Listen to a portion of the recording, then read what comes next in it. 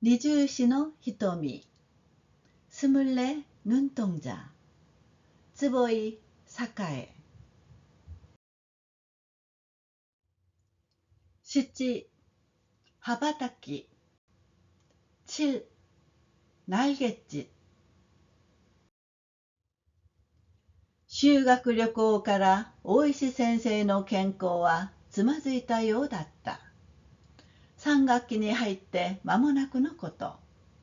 20日近く学校を休んでいる大石先生の枕元へ、ある朝一通のはがきが届いた。수학여행 이후 오이시 선생님의 건강은 안 좋은 것 같았다.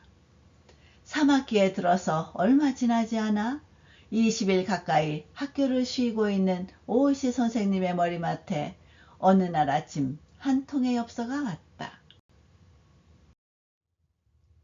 背景、先生のご病気はいかがですか？私は毎日朝礼の時になると心配になります。大石先生がいないと精がないと小鶴さんや藤子さんも言っています。男子もそう言っています。先生、早く良くなって早く来てください。美咲組はみんな心配しています。さよなら。근계, 선생님의 병환은 어떻습니까? 저는 매일 조회 때가 되면 걱정이 됩니다. 오이시 선생님이 없으면 안 된다고 고츠루상과 후지코상도 말하고 있습니다. 남학생도 그렇게 말하고 있습니다. 선생님, 빨리 나와서 빨리 와주십시오. 곧반은 모두 걱정하고 있습니다. 안녕히 계세요. 美咲組の生徒たちの心情に触れた思いで、ふと涙ぐんだ先生も、最後のさよならで思わず吹き出した。早苗からだった。さよならを、ほら、こんな当て字が流行ってるんよ、お母さん。곧반 학생들의 진심이 닿은 느낌에 문득 눈물을 글썽이던 선생님도 마지막에 안녕히라는 글자에서 무심코 웃음을 터뜨렸다. 사나이가 보낸 거였다. 안녕히를 봐. 이런 글자가 유행이야, 엄마. 朝食を運んできた母親に見せると、字もうまいでないか。6年生にしちゃ。そう、一番よくできるの。師範へ行くつもりのようだけど、少しおとなしすぎる。あれで先生務まるかな。아침을 챙겨온 어머니에게 보여주자. 글씨도 잘 쓰네. 6학년 치고는. 그래, 제일 잘해. 사범에 갈 생각인 것 같은데 너무 얌전해. 저래서 선생님 할 수 있을까? 口ではなかなか意思表示をしない早苗のことを心配して言うと、だけどお前、久子だって6年生ぐらいまでは口数の少ない愛嬌のない子だったよ。それがまあ、この節はどうして口豆らしいもの。입으로는 좀처럼 의사표시를 안 하는 사나이를 걱정해서 말하자. 하지만 너, 희사코도 6학년 정도까지는 말 없는 애교 없는 아이였어. 그게 어쩜 요즘은 왜 그런지 말이 많은 것 같아. そうかしら。私、そんなに口八丁？だって、教師が口が重たかったら困るでないか。そうよ。だから私、この山石早苗という子が教壇に立ってものが言えるかしらと心配なの。그런가? 나 그렇게 말 잘해? 하긴, 교사가 입이 무거우면 곤란하지. 그래. 그래서 나는 이 야마이시 사나이라는 아이가 교단에 서서 말을 할 수 있을지 걱정이야. 自分のこと忘れて、久子だって人の前じゃろくに唱歌も歌えなかったじゃないか。それでもちゃんと一人前になったもの。そうだったわ。今唱歌好きなの。もしかしたら子供の時の反動かな。一人っ子のはにかみもあったろうがね。そのはがきの子も一人っ子かい？자기 일은 잊어버리고 희사코도 사람들 앞에서는 제대로 찬가도 못 불렀었잖아. 그래도 제대로 어른이 됐어. 그랬지. 지금 찬가 좋아. 어쩌면 어렸을 때의 반동인가? 외동아이의 수줍음도 있었겠지만 그 엽서의 아이도 외동이야? 응. 6人ぐらいの真ん中よ。姉さんは赤十字の看護婦だそうよ。自分は先生になりたいって。それも綴り方に書いてあるの。聞いたって口では言わないくせに、綴り方だとすごいこと書くのよ。これからは女も職業を持たなくては、うちのお母さんのように辛い目をする。なんて、よっぽど辛い目を見てるらしいの。아니, 6명 정도의 한가운데. 언니는 적십자 간호사래. 자기는 선생님이 되고 싶다고 그것도 장문에 써놓았어. 물어도 입으로는 말하지 않으면서 장문에선 대단한 것을 써. 앞으로는 여자도 직업을 갖지 않고서는 우리 엄마처럼 괴로운 꼴을 당한다. 라는 둥. 앵간히 힘든 걸 봤나 봐. お前と同じじゃないか。でも私は小さい時からちゃんと人にも言ってたわ。先生になる、先生になるって。病師さないと来たら何にもいやしない。いつでもみんなの後ろに隠れているみたいなくせに、書かせるとちゃんとしてるの。너랑 똑같잖아. 하지만 나는 어렸을 때부터 남에게도 제대로 말했었어. 선생님이 되겠다, 선생님이 되겠다고. 야마이시 사나이는 아무것도 말하지 않아. 언제나 모두의 뒤에 숨어 있는 것 같은데 쓰게 하면 제대로 하는 거야. いろいろたちがあるよ。こうしてはがきをよこしたりするところ、なかなか後ろに隠れちゃいないから。そうなの。そして、さよならなんだもの。面白い。여러 가지 성격이 있어. 이렇게 엽서를 보내거나 하는 거 제법 뒤에 숨은 게 아니니까. 그래. 그리고 안녕히라는 글자 재밌어. 한 학기 잊지 마이につり込まれて思わず進んだ朝食だった。その後もまるで鏡にでも見るようにそのはがきを見つめ、やがては子供たちのことが次々と浮かんできた。川本松江はどうしたであろうか。엽서 한 장에 이끌려 뜻하지 않게 잘 먹은 아침밥이었다. 그 후에도 마치 거울이라도 들여다보듯 그 엽서를 바라보고 이윽고 아이들의 생각이 연달아 떠올랐다. 가와모토 마츠에는 어떻게 됐을까? 텐프라 있죠. 甲高に叫んでいた桃割れの娘。桟橋前、島屋という看板を覚えて帰り、手紙を出してみたが、返事は来なかった。小学校4年生しか収めていない子供には、手紙を書く術もわからなかったのだろうか。それとも、本人の手に渡ったかどうかも怪しい。튀김 한 그릇! 우렁차게 외치던 복숭아머리 소녀.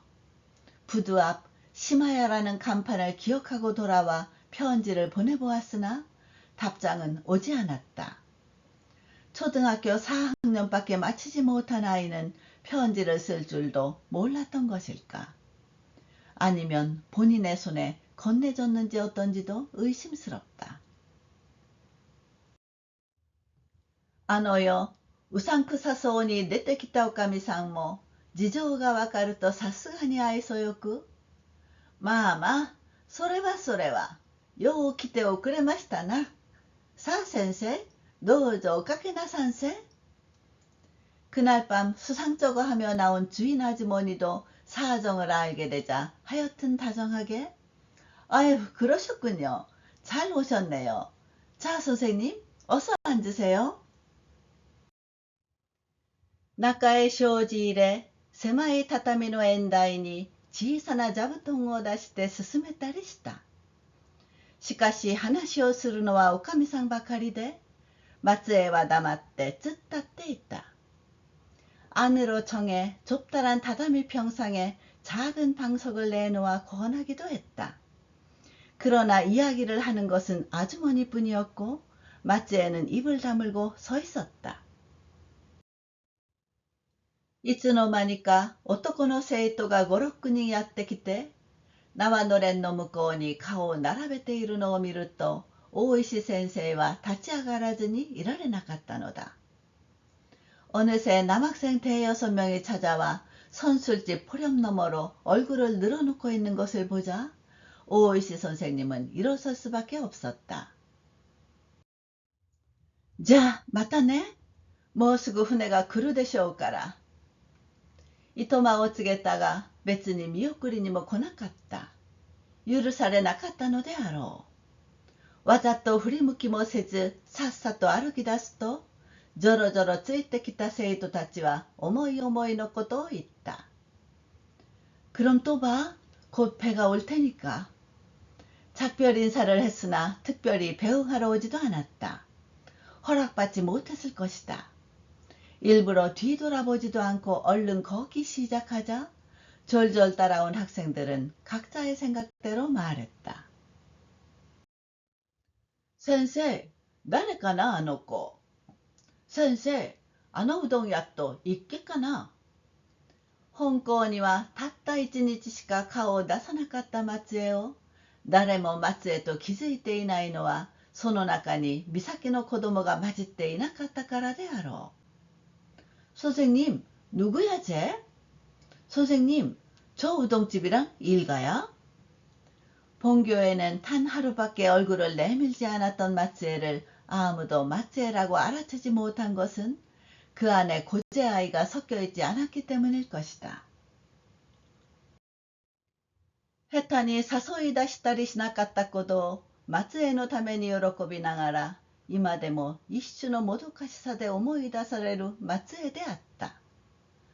同じ年に生まれ、同じ土地に育ち、同じ学校に入学した同い年の子供がこんなに狭い輪の中でさえもうその境遇は格段の差があるのだ。섣불리 불러내거나 하지 않았던 것을 마츠에를 위해 기뻐하면서 지금도 일종의 답답함으로 떠오르는 마츠에였다.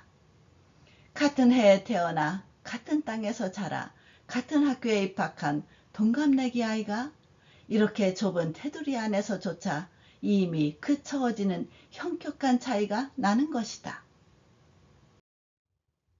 母に死なれたということで、計り知れぬ境遇の中に放り出された松江の行く末はどうなるのであろうか。彼女と一緒に育った早苗たちは、もう未来への羽ばたきをそれぞれの環境の中で支度している。 어머니를 여의었다는 것으로 짐작도 안 되는 처지에 내팽개쳐진 마츠의 앞날은 어떻게 될까? 그녀와 함께 인생을 시작한 사나의 등은 이제 미래를 향한 날갯짓을 각자의 환경 속에서 준비하고 있다. 将来への希望について書かせたとき、サナエは教師と書いていた。子供らしく先生と書かずに、教師と書いたところにサナエの精一杯さがあり、甘っちょろい憧れなどではないものを感じさせた。 장래 희망에 대해 쓰게 했을 때 사나이는 교사라고 쓰고 있었다. 아이답게 선생님이라고 쓰지 않고 교사라고 쓴 것에 사나이의 정성이 가득해 어설픈 동경 따위가 아닌 것을 느끼게 했다. 6年生ともなればみんなはもうエンジェルのように小さな羽を背中につけて力いっぱいに羽ばたいているのだ。 6학년이 되자 모두는 이제 엔젤처럼 작은 날개를 등에 달고 있는 힘껏 날갯짓하고 있다. 変わっているのはマスノの志望であった。学芸会に工場の月を読唱して全校をうならせたマスノは、暇さえあれば歌を歌い、ますますうまくなっていた。달라진 것은 마스노의 지망이었다. 학회에서 황송의 달을 독창해 정교를 떠들썩하게 했던 마스노는 틈만 나면 노래를 불러 점점 더 능숙해지고 있었다. 歌に向かうとき、彼女の頭脳は特別の働きを見せ、楽譜を見て一人で歌った。田舎の子供としては、それは実に珍しいことだった。彼女の夢の行き着くところは音楽学校であり、そのために彼女は女学校へ行くと言った。노래를 대할 때 그녀의 두뇌는 특별히 잘 돌아가 악보를 보고 혼자서 노래 불렀다. 시골 아이로서는 그건 참 드문 일이었다. 그녀의 꿈이 닿는 곳은 음악학교이며 그러기 위해 그녀는 여학교에 간다고 했다. 女学校組はマスノの他に美佐子がいた。あまり出来の良くない美佐子は受験のための居残り勉強に陰鬱な顔をしていた。彼女の頭は算数の原理を理解する力も鵜呑みにする記憶力にも欠けていた。しかもそれを自分でよく知っていて、無試験の裁縫学校に行きたかった。여학교반은 마스노 외에 미사코가 있었다. 별로 공부를 잘하지 못하는 미사코는 수험 때문에나마 공부하는 것에 울적한 표정을 짓고 있었다.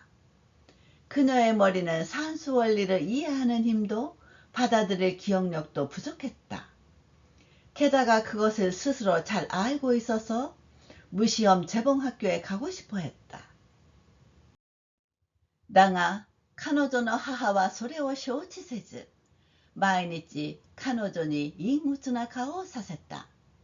なんとかして県立工女に入れたい彼女の母は熱心に学校へ来ていた。その熱意で娘の脳みその構造が変わりでもするように。それでも美佐子は平気だった。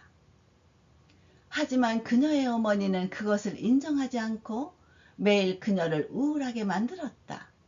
어떻게든 현립 고등여학교에 넣고 싶은 그녀의 어머니는 열심히 학교에 와 있었다. 그 열의로 딸의 뇌구조가 바뀌기라도 할 듯이. 그래도 미사코는 태어났다. 私な、数字見ただけで頭が痛うなるんで。県立の試験やっこい、誰が受けりゃ。その日になったら私、病気になってやる。彼女は算数のために落第することを見越しているのだ。난 숫자만 봐도 머리가 아프다고 신음을 해. 현립시험 같은 거 누가 봐. 그날이 되면 나 병이 나버릴 거야. 그녀는 산수 때문에 낙제할 것을 예측하고 있다. そこへ行くと、ことへはまるで反対である。家で誰に見てもらうというでもないのに、数の感覚はマスノの楽譜と同じだった。いつもことへは満点であった。その他の学科もサナエに次いでよくできた。그 점으로 따지면 코토에는 전혀 반대다. 집에서 누가 봐주는 것도 아닌데 수에 대한 감각은 마스노의 악보와 같았다. 언제나 코토에는 만점이었다. 그 밖의 과목도 사나의 다음으로 잘했다. 彼女ならば女学校も難なく入れるであろうに、コトエは6年きりで辞めるという。諦めているのか、羨ましそうでもないコトエに尋ねたことがある。그녀라면 여학교도 어렵지 않게 들어갈 수 있을 텐데, 코토에는 6학년을 끝으로 그만둔다고 한다. 포기하고 있는지 부러워하지도 않는 것 같은 코토에에게 물어본 적이 있다. どうしても6年で辞めるの？彼女はこっくりをした。学校好きでしょ？またうなずく。꼭6학년으로 그만두니? 그녀는 끄덕였다. 학교 좋아하지? 또 고개를 끄덕인다. そんなら高等科へ1年でも来たら。黙ってうつむいている。先生がうちの人に頼んであげようか。すると琴恵は初めて口を開き、でももう決まっとるん。約束したん。寂しそうな피쇼を浮かべて言う。그러면 고등과에 1년이라도 오면 어때?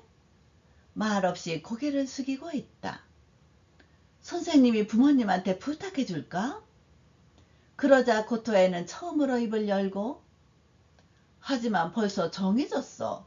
약속했어. 쓸쓸한 미소를 띠며 말한다. どんな約束？誰としたの？お母さんと。6年で辞めるから修学旅行もやってくれたん。あら、困ったわね。先生が頼みに行ってもその約束破れん？琴恵はうなずき、破れんとつぶやいた。어떤 약속? 누구랑 했어? 엄마랑 6학년으로 그만두니까 수학여행도 보내준 거야. 어머, 어쩌지? 선생님이 부탁하러 가도 그 약속 못 깨? 고도에는 고개를 끄덕이고 못 깨 하고 중얼거렸다. そして前歯を見せて泣き笑いのような顔をし、今度はトシエが本校に来るんです。私が高等科へ来たら晩ご飯炊くもんがないから、今度は私が飯炊き番になるんです。그리고 앞니를 보이면서 울며 웃는 것 같은 얼굴을 하고, 이번에는 토시에가 본교에 와요. 내가 고등과에 오면 저녁 지을 사람이 없으니까 이번엔 내가 밥 지을 차례가 되는 거예요.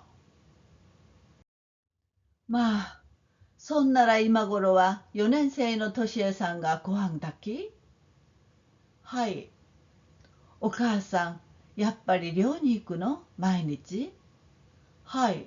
大方毎日。いつか琴恵は綴り方に書いていた。어머, 그럼 지금쯤은 4학년인 도시예상이 밥 짓고 있어? 네. 어머니 역시 고기 잡으러 가니? 매일? 네, 대개 매일. 언젠가 고토에는 창문에 썼었다. 私は女に生まれて残念です。私が男の子でないので、お父さんはいつも悔やみます。私が男の子でないので、寮についていけませんから、お母さんが代わりに行きます。だからお母さんは私の代わりに冬の寒い日も夏の暑い日も沖に働きに行きます。私は大きくなったらお母さんに孝行を尽くしたいと思っています。나는여자로태어나서아쉽습니다。내가 남자아이가 아니어서 아버지는 항상 속상해합니다. 내가 남자아이가 아니어서 고기잡이를 따라갈 수 없으니까 엄마가 대신 갑니다. 그래서 엄마는 나 대신 겨울에 추운 날도 여름에 더운 날도 먼 바다에 일하러 갑니다. 나는 커서 어머니께 효도하고 싶다고 생각하고 있습니다. これなのだと大石先生は察した。まるで女に生まれたことを自分の責任ででもあるように考えていることへ。それがことへを何事にも遠慮深くさせているのだ。誰がそう思わせたのかと言ってみても間に合わぬ。ことへはもう6年生で辞めることを我が身の運命のように受け入れているのだ。이거라고 오이시 선생님은 헤아렸다. 마치 여자로 태어난 것을 자기 책임인 것처럼 생각하고 있는 고토에. 그것이 고토에를 매사에 몹시 조심스럽게 하는 것이다. 누가 그렇게 생각하게 했느냐고 말해보아도 소용없다.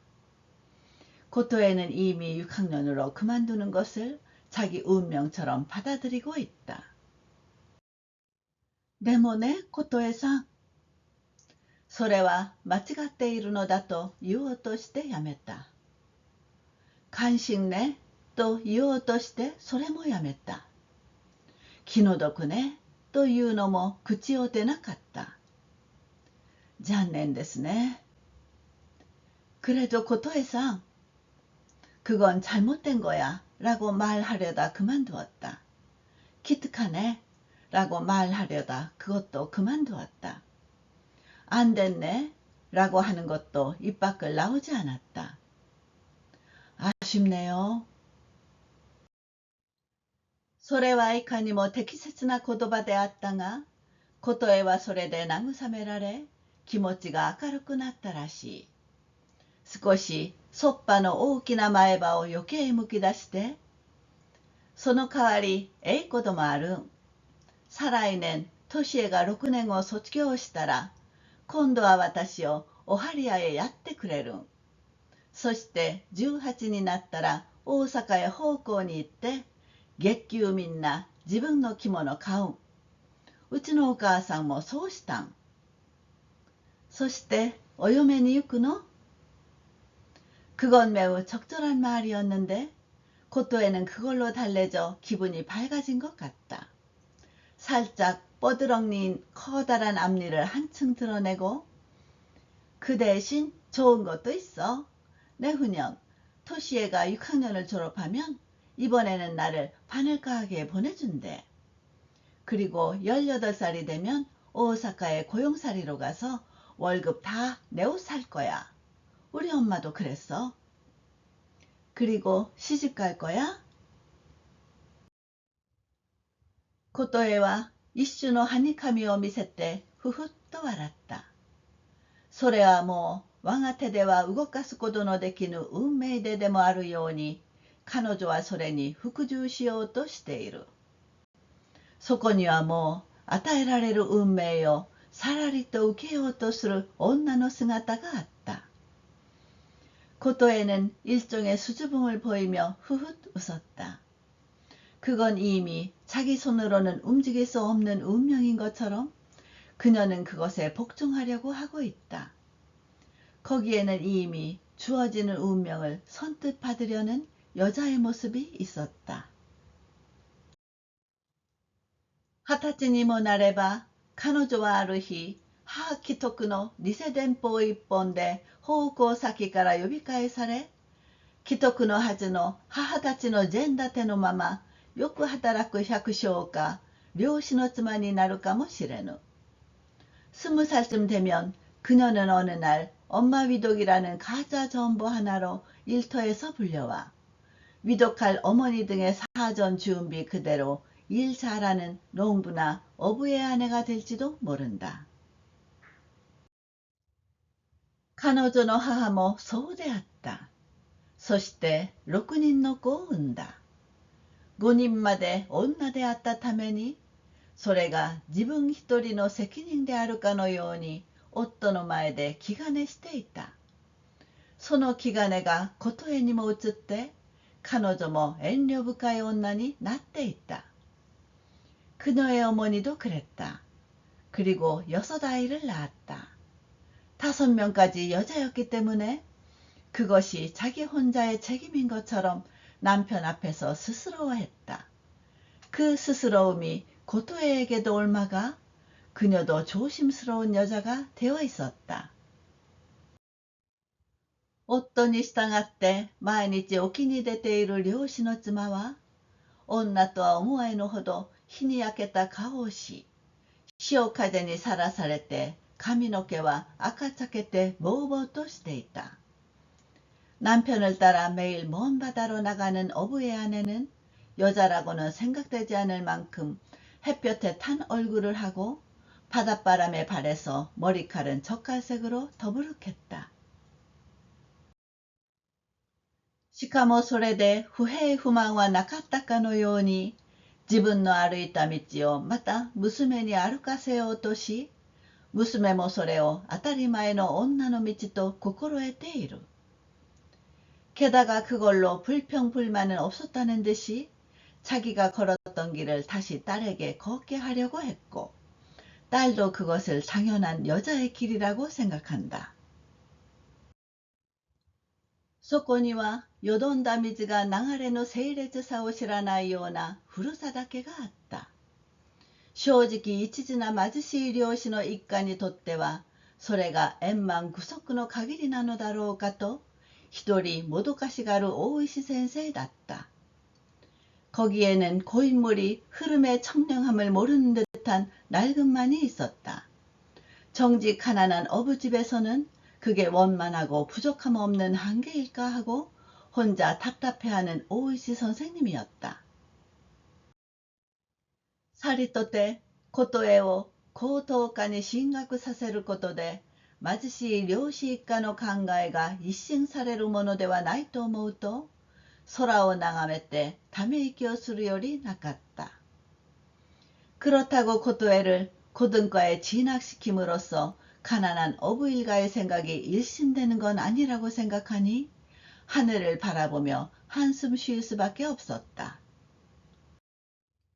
教師と生徒の関係がこれで良いのかと疑問を持つと、そこに出てくる答えは草の実の稲川先生であった。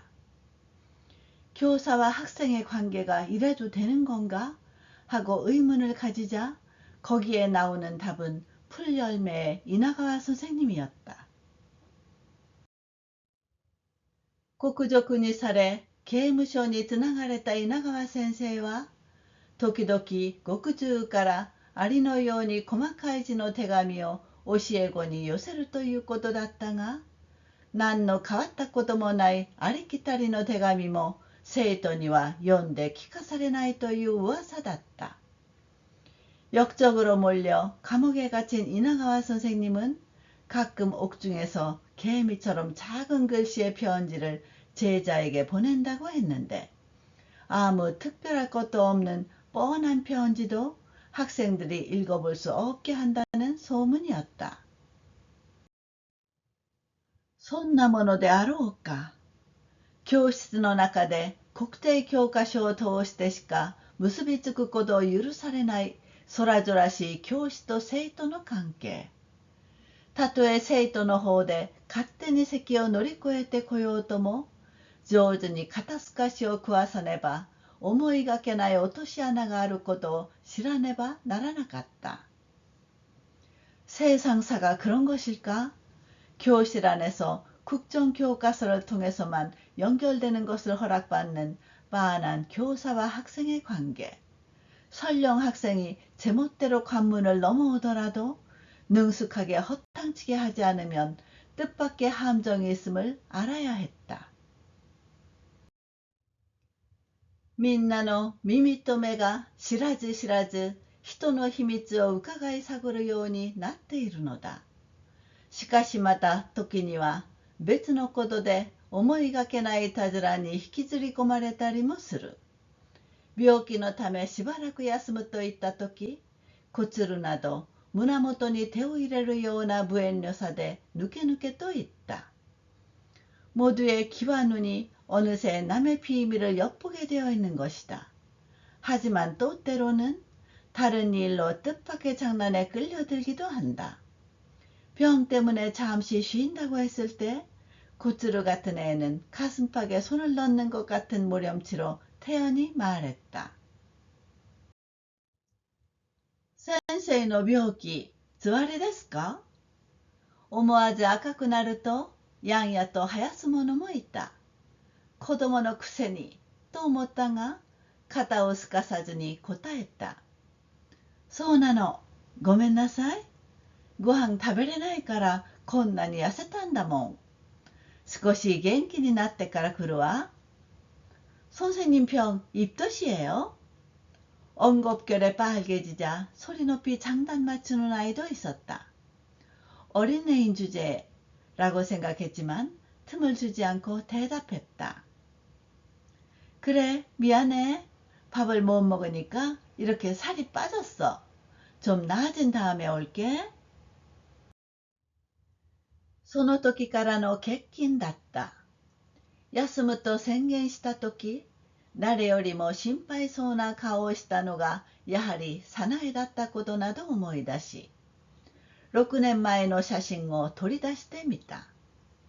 13枚焼き増しをしておきながら、なんとなく渡しそびれてそのままになっている写真は、袋のまま写真ブックの間に挟まっていた. 그때부터의 결근이었다. 쉬겠다고 선언했을 때 누구보다 걱정스러운 얼굴을 한 것이 역시 사나이였던 것 등이 생각나 6년 전의 사진을 꺼내보았다. 13장 더 뽑아놓고도 왠지 건네주지 못하고 그대로 있는 사진은 봉투채, 사진첩 사이에 끼어 있었다. あどけない顔を並べている中で、小鶴はやはり一番大人っぽかった。この時からずぬけて背も高い小鶴は、今ではみんなより2つほども年上に見えた。おかっぱか横分けにしている中で、彼女一人は信濃少女のように前髪を下げて、一人大人ぶっているのだ。천진난만한 얼굴이 늘어선 가운데 고츠루는 역시 가장 어른스러웠다. 이때부터 유달리 키도 큰 고츠루는 지금은 남들보다 2살 정도나 연상으로 보였다. 단발이나 옆으로 가른 머리를 한 속에서 그녀 혼자는 중국 소녀처럼 앞머리를 늘어뜨리고 홀로 어른 티를 내고 있다. 増野が岬の道連れで亡くなってから彼女は一人威張っている風であった。高等科を終えるとサンバ学校に行くのが目的なのもおませた彼女に座りの興味を持たせたのかもしれない。増野が고제 길동무를 그만두고서 그녀는 혼자 으스대고 있는 것 같았다. 고등과를 마치면 산바 학교에 가는 것이 목적인 것도 조숙한 그녀에게 입덧의 흥미를 갖게 했을지도 모른다. 岬の女子組では後に藤子が一人いるが、彼女の方向だけは決まっていなかった。いよいよ今度こそ家屋敷が人手に渡るという噂も、卒業の差し迫った藤子の動きを決められなくしているのだろうと思うと、琴恵と同様、あなた任せの運命が彼女を待ち受けていそうで哀れだった。고제 여자반에서는 그 밖에 후지코가 한 명 있는데 그녀의 방향만은 정해져 있지 않았다. 드디어 이번에야말로 가산이 남의 손에 넘어간다는 소문도 졸업이 임박한 후지코의 움직임을 결정할 수 없게 만들고 있겠다고 생각하니 고토에와 마찬가지로 남에게 맡긴 운명이 그녀를 기다리고 있을 것 같아 불쌍했다. 痩せて血の気のない、白くこの吹いたような顔をした藤子はいつも袖口に手を引っ込めて震えているように見えた。陰にこもったような冷たい一重まぶたの目と無口さだけが、かろうじて彼女の体面を保ってでもいるようだ。여의고 핏기가 없이 하얗게 분이 일어난 듯한 얼굴을 한 후지코는 언제나 소매뿌리에 손을 집어넣고 떠는 것처럼 보였다. 음침한 듯한 차가운 혹꺼풀 눈과 감옥함만이 간신히 그녀의 체면을 유지하고라도 있는 듯하다. そこへ行くと男の子はいかにもはつらつとしている。僕は中学だ。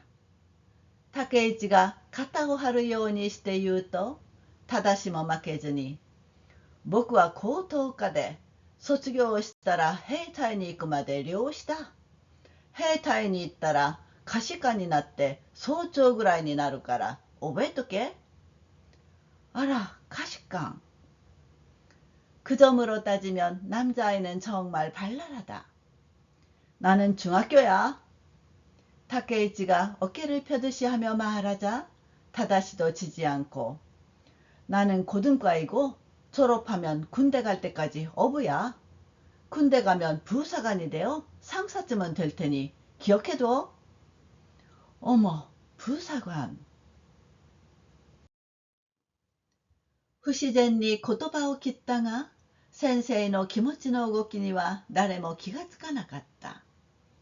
月夜のカニと闇夜のカニをわざわざ持ってきたような正が可視感志望は思いがけなかったのだが、彼にとっては大いに訳があった。어색하게 말을 끊었지만 선생님 마음의 움직임은 아무도 눈치채지 못했다. 달밤 개와 깜깜한 밤 개를 일부러 가져왔던 그런 다다시가 부사관 지망은 뜻밖이었지만 그에게는 큰 이유가 있었다. 조헤이노 산랭오 조세노 헤에이で過ごし、除隊にならずにそのまま満州事変に出征した彼の長兄が最近伍長になって帰ったことが正をそそのかしたのだ。징병의 3년간을 조선의 병영에서 보내고 제대를 하지 않고 그대로 만주사변으로 출정한 그의 맏형이 최근 하사가 되어 돌아온 것이 다다시를 부추긴 것이다. 下士官を死亡したらな、総長まではへっさらでなられる言うもん。下士官は月給もらえるんだ。そこに出世の道を正は見つけたらしい。すると竹市も負けずに声を励まして、僕は幹部候補生になるもん。単子に負けるかい。すぐに少尉だぞ。부사관을 지망하면 상사까지는 쉽게 된다고 해. 부사관은 월급 받아. 거기에 출세의 길을 다다시는 찾은 모양이다. 그러자 다케이치도 지지 않고 목소리를 북돋아 나는 간부 후보생이 될 거야. 당구한테 지지 않아. 당장 소위야. 기치지야 이소키치가 우라야마시게나顔していた。竹市や正のようにさしてその日の暮らしには困らぬ家庭の息子とは違う吉次や磯吉が戦争について家でどんな言葉を交わしているか知る由もないが、黙っていてもやがては彼らも同じように兵隊に取られてゆくのだ。吉次와 이소키치가 부러운 듯한 얼굴을 하고 있었다. 다케이치와 다다시처럼 그다지 그날그날 생활에는 부족함이 없는 집안의 아들과는 다른 기치지와 이소키치가 전쟁에 대해 집에서 어떤 말을 주고받는지 알 길이 없지만 잠자코 있어도 머지않아 그들도 똑같이 군대에 징집되어 간다. その春、昭和8年、日本が国際連盟を脱退して世界の仲間外れになったということにどんな意味があるか。近くの町の学校の先生が牢獄につながれたことと、それがどんなつながりを持っているのか。그 봄, 1933년, 일본이 국제연맹을 탈퇴해서 세계에 따돌림을 당했다는 것은 어떤 의미가 있는지, 인근 동네의 학교 선생님이 감옥에 갇혔다는 것과 그것이 어떤 관계가 있는지. それらの一切のことを知る自由を奪われ、その奪われている事実さえ知らずに、田舎の隅々まで行き渡った好戦的な空気に包まれて、少年たちは英雄の夢を見ていた。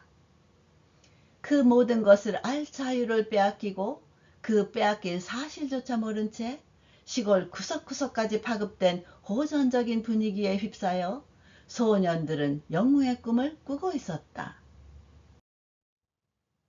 どうしてそんな軍人になりたいの？正に聞くと彼は率直に答えた。僕、跡取りじゃないもん。それに漁師よりよっぽど下士官の方がええもん。왜 그렇게 군인이 되고 싶어? 다다시에게 묻자 그는 솔직하게 대답했다. 난 대를 이을 게 아니니까. 게다가 어부보다 훨씬 부사관이 더 나으니까. 竹市さんは僕は跡取りじゃけんど、僕じゃって軍人の方が米よりええもん。そうそうかな。まあ、よく考えなさいね。그렇구나. 타케이치상은? 나는 대를 이어야 하지만 나도 군인이 쌀장수보다 더 나으니까. 그래? 그런가? 아무튼 잘 생각해봐. うかつに物の言えない窮屈さを感じ、あとは黙って男の子の顔を見つめていた。ただしが何か感じたらしく、先生、軍人好かんのと聞いた。섣불리 말할 수 없는 갑갑함을 느끼며 그 다음은 말 없이 남자아이의 얼굴을 바라보고 있었다. 타다시가 뭔가 느낀 듯이 선생님, 군인 안 좋아해? 하고 물었다. 응, 漁師や米屋の方が好き。へん、どうして？死ぬの惜しいもん。弱虫じゃな。そう、弱虫。응, 어부와 쌀장수가 더 좋아. 해, 왜? 죽는 거 슬프니까. 겁쟁이네. 그래, 겁쟁이. その時のことを思い出すと、今もむしゃくしゃしてきた。これだけの話を取り交わしたことで、もう教頭に注意されたのである。大石先生、赤じゃと評判になっとりますよ。気をつけんと。그때의 일을 떠올리면 지금도 짜증이 났다. 이 정도의 이야기를 주고받은 거로 벌써 교감에게 주의를 받은 것이다. 오이시 선생님, 빨갱이라고 소문났어요. 조심해야지. 아, 아까とは一体どんなことであろうか。この何にも知らない自分が赤とは。寝床の中でいろいろ考え続けていた大石先生は茶の間に向かって呼びかけた。아, 빨갱이란 도대체 어떤 것일까? 이 아무것도 모르는 내가 빨갱이라니. 잠자리 속에서 이것저것 계속 생각하던 오이시 선생님은 안방을 향해 말을 걸었다. お母さん、ちょっと。はいよ。立っては来ずに、襖越しの返事は火鉢の脇にうつむいた声であった。엄마, 잠깐만. 응. 일어나서 오지 않고 장지문 너머로 한 대답은 화로 옆에서 고개를 숙인 목소리였다. ちょっと相談、来てよ。足音に続いて襖が開くと、指抜きをはめた手を見ながら、私、ずくずく先生嫌になった。3月でやめよっかしら。やめる？なんでまた？좀 상담? 와봐. 발소리에 이어 장지문이 열리자 골묶인 손을 보면서 나 정말 선생님이 싫어졌어. 3월로 그만둘까봐. 그만둬? 왜 또? やめて、一文菓子屋でもする方がましよ。毎日毎日、中君愛国。これ、なんでお母さんは私を教師難所にならしたの？本当に。그만두고 막과자 장수라도 하는 게 낫겠어. 매일매일 충군 애국. 얘가 왜 엄마는 나를 교사가 되게 했어? 정말로. まあ、人のことにして、お前だって進んでなったじゃないか。お母さんの二の舞踏みたくないって。まったく老眼鏡をかけてまで人様の裁縫はしたくないよ。言えば、남 탓으로 하고, 너도 자진해서 된 거잖아. 엄마 전철 밟기 싫다고. 정말이지. 돋보기 끼면서까지 남의 바느질은 하고 싶지 않아. その方がまだましよ。1年から6年まで私は私なりに一生懸命やったつもりよ。ところがどうでしょう。男の子ったら半分以上軍人志望なんだもの。嫌になった。그 편이 그래도 낫지. 1학년부터 6학년까지 나는 나름대로 열심히 한다고 했어. 그런데 어때? 남자애들은 반 이상 군인 지방이니 싫어졌어. 토끼요 지세츠잖아이까. 오마에가 이치본 가시안이 났대 센소가 오하루 나라요 가로우가나?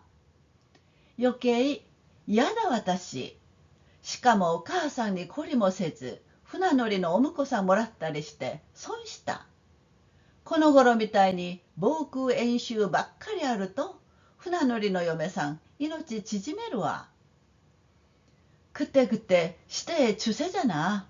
내가 막가자 장수가 돼서 전쟁이 끝난다면 좋겠지만 쓸데없이 싫어 난. 게다가 엄마한테 질리지도 않고 뱃사람 남편 얻어서 손해봤어. 요즘처럼 방공 연습만 하면 뱃사람 안에는 목숨이 쪼그라들 거야. 嵐でもないのにドカンとやられて未亡人なんてごめんだ。そう言って今のうちに船乗りやめてもらおうかしら。二人で百姓でも何でもしてみせる。せっかく子供が生まれるのに、私は私の子に私の二の前踏ませたくないもん。やめてもいいわね。폭풍우도 아닌데 쾅당해서 과부라니 사절이야. 그렇게 말해서 지금 당장 배 타지 말라고 할까? 둘이서 농부든 뭐든 해보일게. 기껏 아이가 태어나는데 나는 내 아이에게 내 전처를 밝게 하고 싶지 않아. 그만둬도 되겠지? 早口に並べ立てるのをニコニコ笑いながらお母さんは聞いていたが、やがて幼い子供でもたしなめるように言った。まるで何もかも人のせいのように言う子だよお前は。好きで来てもらった婿殿でないか。お母さんこそ文句言いたかったのにあの時。私の二の舞踏んだらどうしようと思って。でも久子が気に入りの人なら仕方がないと諦めた。それをなんじゃ今さら。이빠르게 늘어놓는 것을 싱글벙글 웃으며 어머니는 듣고 있었는데 이윽고 어린아이라도 다독이듯이 말했다. 마치 뭐든 다 남의 탓인 것처럼 말하는 애네 너는. 좋아해서 얻은 신랑이잖아. 엄마야말로 불평하고 싶었는데 그때 내 전철 밟으면 어쩌나 해서. 하지만 희사코가 마음에 드는 사람이라면 어쩔 수 없다고 포기했어. 그걸 뭐야 이제 와서. 스키토 후나노리와別よ. とにかく私先生はもう嫌ですからね。まあ好きにしなされ。今は木が立ってるんだから。木なんか立っていないわ。좋아하는 거랑 뱃사람은 별도야. 어쨌든 난 선생님은 이제 싫다니까요. 뭐 좋을 대로 하셔. 지금은 신경이 곤두서 있으니까. 신경 곤두서 있는 거 아니야. 学校でとはだいぶ違う先生である。しかしそのわがままな言い方の中には人の命を愛おしむ気持ちがあふれていた。학교에서와는 상당히 다른 선생님이다. 그러나 그 멋대로 뱉는 말투 속에는 사람 목숨을 아끼는 마음이 넘쳐 있었다. やがて落ち着いて再び学校へ通うようにはなったが、新学期の蓋を開けると大石先生はもう送り出される人であった。惜しんだり羨ましがる同僚もいたが、特に引き止めようとしないのは大石先生のことがなんとなく目立ち問題になってもいたからだ。이윽고 침착하게 다시 학교에 나가게는 되었지만 새 학기의 뚜껑을 열자 오이시 선생님은 이미 나갈 사람이었다. 아쉬워하거나 부러워하는 동료도 있었으나 특별히 만류하려 하지 않는 것은 오이시 선생님이 왠지 눈에 띄고 문제가 되기도 했기 때문이다. それならどこに問題があるかと聞かれたら、誰一人はっきり言えはしなかった。大石先生自身はもちろん知らなかった。強いて言えば、生徒がよく懐くというようなことにあったかもしれぬ。그럼 어디에 문제가 있느냐고 묻는다면 누구 하나 확실하게 말하지는 못했다. 오이시 선생 자신은 물론 몰랐다. 굳이 말하자면 학생이 잘 따른다는 것에 있었을지도 모른다. その朝、700人の全校生徒の前に立った大石先生は、しばらく黙ってみんなの顔を見回した。だんだんぼやけてくる目に、新しい6年生の一番後ろに立って、一心にこちらを見ている背の高い似たの顔がそれとわかると、思わず涙があふれ、用意していた別れの挨拶が出てこなかった。그날 아침700 전교생 앞에 선 오이시 선생님은 잠시 말없이 모두의 얼굴을 둘러보았다. 점점 뿌옇게 흐려지는 눈에 새로운 6학년의 맨 뒤에 서서 일심으로 이쪽을 바라보고 있는 키 큰 니타의 얼굴이 그라고 알게 되자 나도 모르게 눈물이 흘러 준비했던 작별 인사가 나오지 않았다. まるでニタが壮大ででもあるように、ニタの顔に向かってお辞儀をしたような形で段を降りた。高等科の列の中から、正や吉次や小鶴や早苗の潤んだ眼差しが一心にこちらを見つめているのを知ったのは段を降りてからだった。마치 니타가 대표이기라도 한 양, 니타의 얼굴을 향해 인사를 한 듯한 모습으로 단상에서 내려왔다. 고등과의 대화 속에서 타다시와 기치지와 고츠루와 사나에의 글썽인 눈빛이 일심으로 이쪽을 바라보고 있음을 알게 된 것은 단을 내려오고 나서였다. お昼の休みに別棟にあるサナエたちの教室の方へ行くと、いち早く小鶴が見つけて走ってきた。先生、どうして辞めたん? 점심시간에 별동에 있는 사나이 등의 교실 쪽으로 가니 재빨리 고츠루가 발견하고 달려왔다. 선생님, 왜 그만뒀어? 珍しく泣きそうに言う小鶴の後ろからサナエの目が濡れて立っていった。あんなに女学校女学校と真っ先になって騒いでいた増野が結局は高等科へ残ったというのに、その姿が見えないことについて小鶴は礼によっておひれをつけて言った。드물게 울 것 같이 말하는 고츠루 뒤에서 사나의 눈이 젖어 서 있었다. 그렇게 여학교라며 맨 먼저 떠들어대던 마스노가 결국은 고등과에 남았는데도 그 모습이 보이지 않는 것을 두고 고츠루는 늘 하듯이 살을 붙여 말했다. 마짱나 센세, おばあさんとお父さんが反対して女学校行くのやめたん。料理屋の娘が三味線と言うなら聞こえるが、学校の歌うたいになっても始まらん言われて。まーちゃんやけ起こしてご飯も食べずに泣きおる。마짱 말이야 선생님. 할머니하고 아버지가 반대해서 여학교 가는 거 그만뒀어. 음식점 딸이 삼위생이라면 알겠지만 학교 노래 부르는 사람이 돼봤자 소용없댔어. 마짱 자포자기해서 밥도 안 먹고 울고 있어. それからな先生、美佐子さんの学校は女学校と違うんで、学園で緑学園言うたら生徒は30人ぐらいで仕立て屋に毛が生えたような学校じゃと。そんなら高等科の方がよかったのにな先生。思わず笑わせられた先生は笑った後でたしなめた。그리고 말이야 선생님. 미사코 상네 학교는 여학교와 달라. 학원이야. 미도리 학원이라면 학생은 30명 정도이고 재단사보다 조금 나은 정도의 학교래. 그러면 고등과가 더 좋았을 텐데 선생님. 엉겁결에 웃은 선생님은 웃고 나서 타일렀다. そんな風に言うもんじゃないわ、こっちやん。それより、まーちゃんどうしたの？ふが悪い言うて休んどん。ふなんか悪ない言うて慰めてあげなさい。こっちやんも、さなえさんも。それより、藤子さんどうした？ああ、それがな、先生。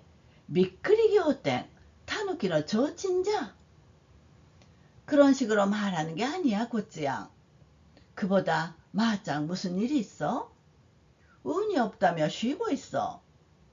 운 같은 거 없지 않다고 말해서 위로해줘. 고찌양도 사나이상도. 그보다 후지코상 어떻게 했어? 아, 그게 말이야, 선생님. 기절초풍, 너구리의 초롱불이야. 고츠루와 고에오 오키쿠시, 미히라이테모 오키쿠 나리코노 나이 호소이 메오, 무리니 히라코として眉をつり上げ、兵庫へ行ったんで、試験休みの時、うちの船で荷物と一緒に親子5人積んで行ったん。布団と、あとは鍋や釜やばっかりの荷物。タンスも大昔の塗りのハゲタン一つだけで。あとは氷だった。고츠루는 목소리를 크게 높이고 크게 떠도 커질 리 없는 가느다란 눈을 억지로 뜨려 눈썹을 치켜 올리고 효고에 갔어. 시험방학 때 우리 배로 짐이랑 같이 가족 5명 태워갔어. 이불하고 나머지는 냄비와 가마솥뿐인 짐. 옷장도 아주 옛날에 칠이 벗겨진 것 하나뿐이고 나머지는 고리짝이었어. 藤子さんとこの人、みんな荒働きしたことないさかい。今に小じきにでもならにゃよかろがって。みな心配しよった。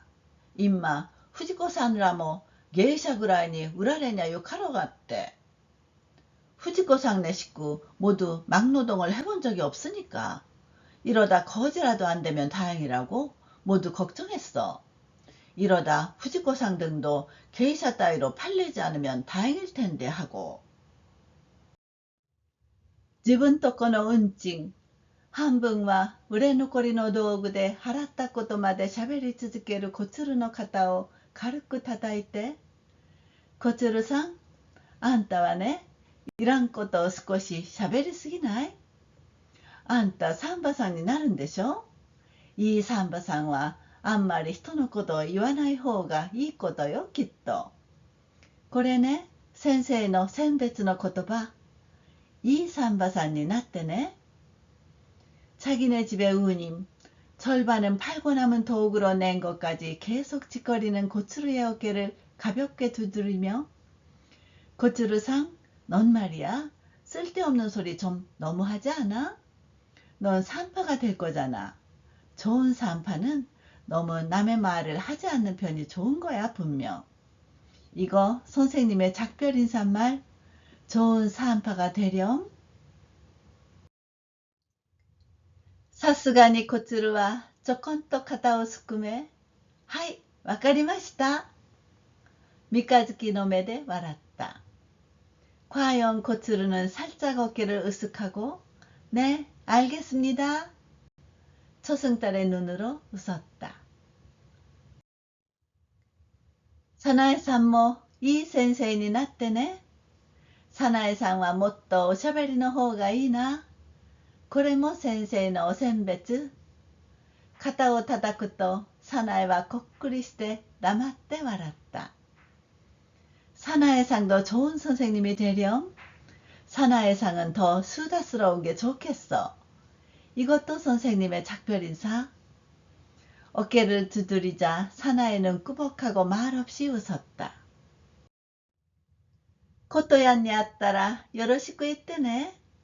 体大事にしていい嫁さんになりなさいって。これお選別だって。小鶴はすかさず、先生も良いお母さんになりますように。これお選別です。ふざけて先生の肩を叩いた。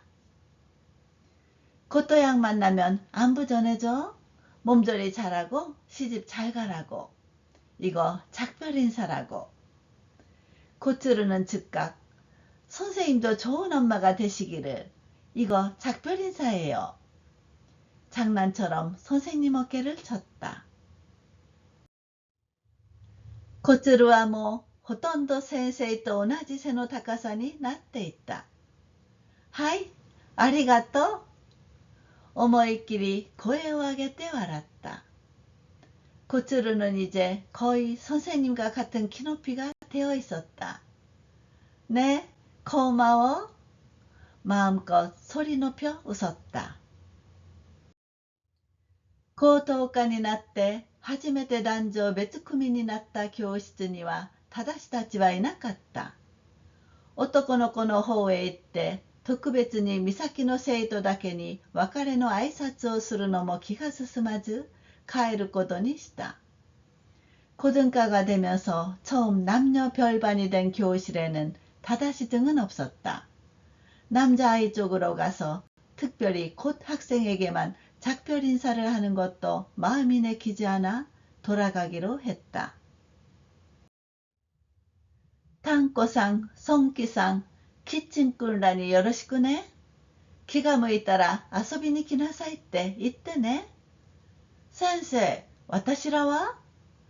고츠루はすぐ上げ足を取る.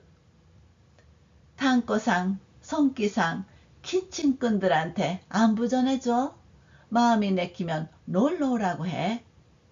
선생님, 우리는? 고츠루는 금방 말꼬리를 잡는다. もちろん来てちょうだい。来いって言わなくても昔からあんたたち来るでしょ。あ、そうそう。写真を出して1枚ずつ渡すと、コツルはキャッキャッと響き渡る声で笑い、飛び飛びして喜んだ。물론 와줘. 오라고 안 해도 옛날부터 너희들 오잖아. 아, 참. 사진을 꺼내 한 장씩 건네자. 고츠루는 캬캬 울려 퍼지는 소리로 웃고 펄쩍펄쩍 뛰며 기뻐했다. その翌日、解き放たれた喜びよりも大事なものを抜き取られたような寂しさにがっかりして昼寝をしているところへ、思いがけず竹市と磯吉が連れ立ってやってきた。그 다음 날, 해방된 기쁨보다도 소중한 것을 빼앗긴 듯한 쓸쓸함에 실망하여 낮잠을 자는데 뜻밖의 다케이치와 이소키치가 같이 찾아왔다. あまりに早いことづけの効き目に驚きながら乱れた髪を結いもせずに迎えた。まあ、よく来てくれたわね。さあ、お上がんなさい。너무나 빠른 전원의 효과에 놀라면서 흐트러진 머리를 묶지도 않고 맞이했다. 어머, 잘 왔어. 어서 올라와. 二人は顔を見合わせ、やがて竹市が言った。次のバスで帰るんです。あと10分か15分ぐらいだから上がられんのです。あらそう？その次にしたら？そしたら岬へ着くのが苦労なる。磯吉がきっぱり言った。どうやらみちみちそういう相談をしたらしい。둘은 얼굴을 마주보며 이윽고 다케이치가 말했다. 다음 버스로 돌아가요. 10분이나 15분 정도 남았으니까 올라갈 수가 없어요. 어머, 그래? 그 다음 걸로 하면? 그러면 고제 도착하는 게 어두워져. 이소키치가 딱 잘라 말했다. 아무래도 오면서 그런 상의를 한 것 같다. 아, そうか。じゃあ待ってて。先生送っていくから歩きながら話しましょう。急いで髪を直しながら、竹内さん、中学いつから？あさってです。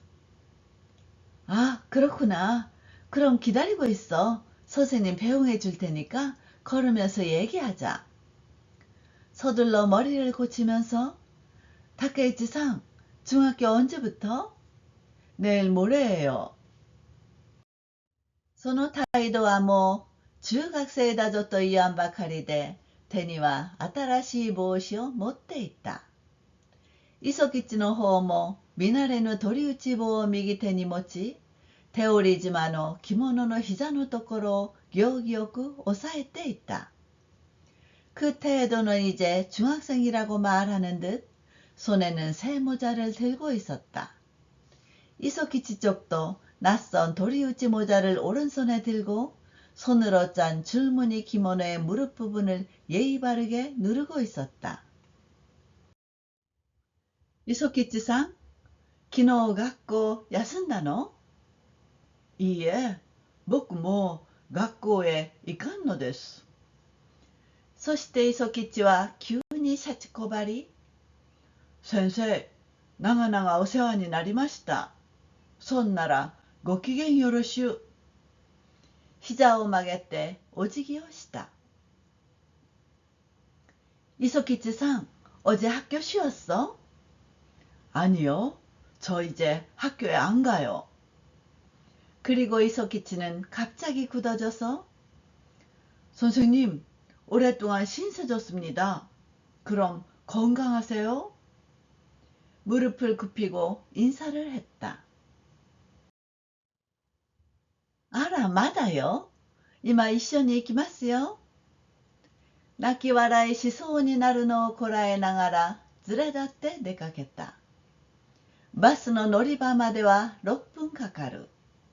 真ん中になって歩き出すと、磯吉はすっぽりと頭を包んだ大きな鳥打ち棒の下から小さな顔を仰のけ、先生、僕、明日の晩、大阪へ奉公に行きます。学校は主人が夜学へやってくれます。어머 아직이야. 지금 같이 갈게. 울며 웃을 것 같이 되는 것을 참으며 함께 나갔다. 버스 정류장까지는 6분 걸린다. 한가운데에 서서 걷기 시작하자 이소키치는 머리를 푹 감싼 커다란 도리우치 모자 밑에서 작은 얼굴을 위로 향하고, 선생님, 저 내일 밤 오사카에 고용살이 하러 갑니다. 학교는 주인이 야하게 보내줍니다. 아라마, ちっとも知らなかった。急に決まったの？はい。何屋さん？質屋です。おやまあ、あんた質屋さんになるの？いえ、質屋の番頭です。兵隊まで勤めたら番頭になれると言いました。어머, 전혀 몰랐어. 갑자기 정해졌어? 네. 무슨 가게? 전당포입니다.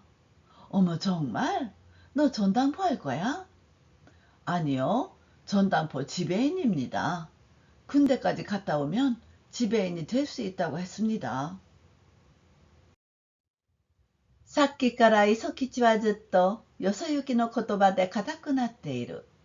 それをほぐすように、いい番頭さんになりなさいね。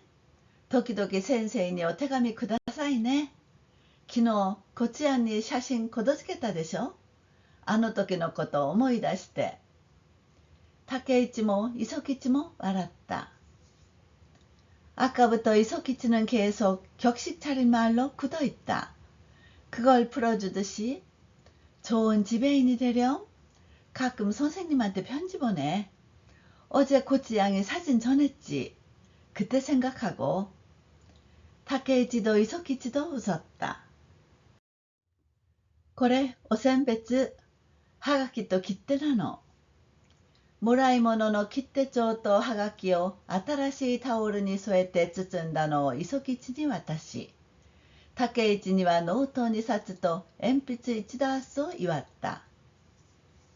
이거 작별 선물, 엽서랑 우표야.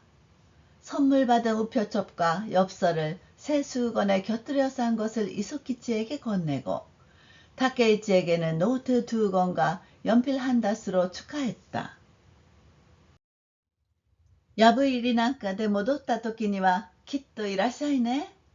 先生みんなの大きくなるのが見たいんだから。何しろあんたたちは先生の教え始めの、そして教えじまいの生徒だもん。仲良くしましょうね。はい。磯吉だけが返事をした。명절 휴가 같은 거로 돌아왔을 때는 꼭 와. 선생님 모두가 커가는 것을 보고 싶으니까. 아무튼 너희들은 선생님이 처음 가르친, 그리고 마지막으로 가르친 학생이니까 친하게 지내자. 네. 이소키치만이 대답을 했다. 다케이치さん 뭐요? はい。村の外れの曲がり角にバスの姿が見えると、磯吉はもう一度帽子を取って言った。先生、長々お世話になりました。そんなら、ごきげんよろしゅう。다케이치さん도요? 네. 마을 변두리 모퉁이에 버스 모습이 보이자 이소키치는 다시 모자를 벗고 말했다. 선생님, 오랫동안 신세졌습니다. 그럼 건강하세요. いかにもそれはオウムのようなぎこちなさだった。言い終わるとすぐ帽子をかぶった。大人者らしい鳥打ち帽は漫画の子供のようではあったが似合っていた。그야말로 그것은 앵무새 같은 어색함이었다. 말을 마치자마자 모자를 썼다. 어른용인 듯한 도리우치 모자는 만화의 어린이 같기는 했지만 어울렸다. 新しい学生帽と2つ並んでバスの後ろの窓から手を振っていた2人を見えなくなるまで送ると、ゆっくりと海辺に降りてみた。静かな内海を隔てて細長い岬の村はいつもの通り横たわっている。そこに人の子は育ち羽ばたいている。새로운 학생모와 둘이서 나란히 버스 뒤 창문으로 손을 흔들던 두 사람을 보이지 않을 때까지 배웅하자 천천히 바닷가로 내려가 보았다. 고요한 내해를 사이에 두고 길쭉한 곳마을은 여느 때처럼 가로놓여 있다. 거기에서 사람의 아이가 자라 날갯짓을 하고 있다. 나가나가お世話になりました。そんならごきげんよろしゅう。岬に向かってつぶやいてみた。それはおかしさと悲しさと温かさが同時にこみ上げてくるような、そしてもっと眼蓄のある言葉であった。오랫동안 신세졌습니다. 그럼 건강하세요. 고지를 향해 중얼거려 보았다. 그건 이상함과 슬픔과 따뜻함이 동시에 북받치는 듯한, 그리고 더 함축이 있는 말이었다.